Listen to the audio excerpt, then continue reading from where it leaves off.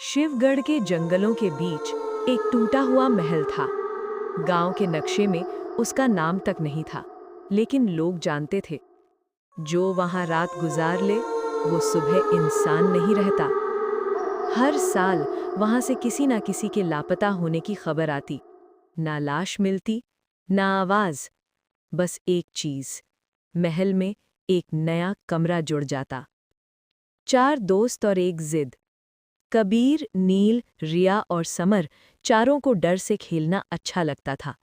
कबीर बोला, आज उस महल में रुकेंगे, देखते हैं क्या सच में कुछ है।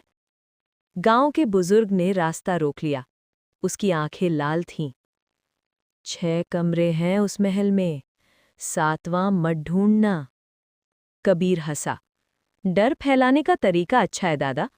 और चारों अंदर चले गए। महल जो सांस लेता था। जैसे ही दरवाजा बंद हुआ, धड़ाम, हवा भारी हो गई। दीवारें गीली थीं, जैसे पसीना बह रहा हो। रिया ने कहा, तुम लोगों को सुनाई दे रहा है क्या? धक, धक, धक, दिल की धड़कन जैसी आवाज, लेकिन वो महल की थी। पहला कमरा, आईना। पहले कमरे में एक बड़ा सा आईना था। नील उसके सामने खड़ा हुआ और चीख पड़ा। आईने में उसका अक्स मुस्कुरा रहा था, जबकि नील नहीं। अगले ही पल आईना टूटा, नील गायब। दूसरा कमरा, पालना। दूसरे कमरे में एक पुराना पालना झूल रहा था। कोई बच्चा नहीं था, फिर भी चर चर।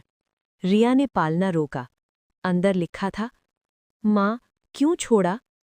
पालना गिरा और रिया की चीख भी उसी में दब गई।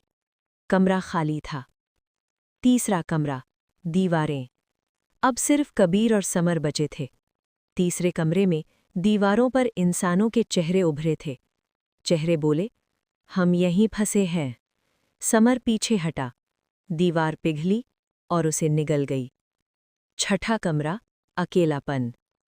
कबीर अकेला था।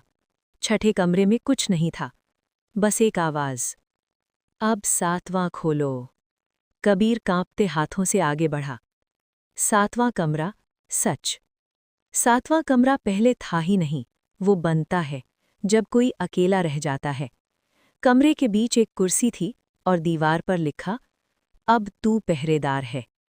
कबीर चीखा, लेकिन उसकी आवाज दीवारों में गुम हो गई। अगली रात। अगली रात महल में अब 7 कमरे थे और दरवाजे पर एक नई आवाज बैठी थी, अंदर आओ, कुछ नहीं होगा। खत्म या शुरुआत? आज भी शिवगढ़ के नक्शे में वो महल नहीं है, लेकिन जो जंगल में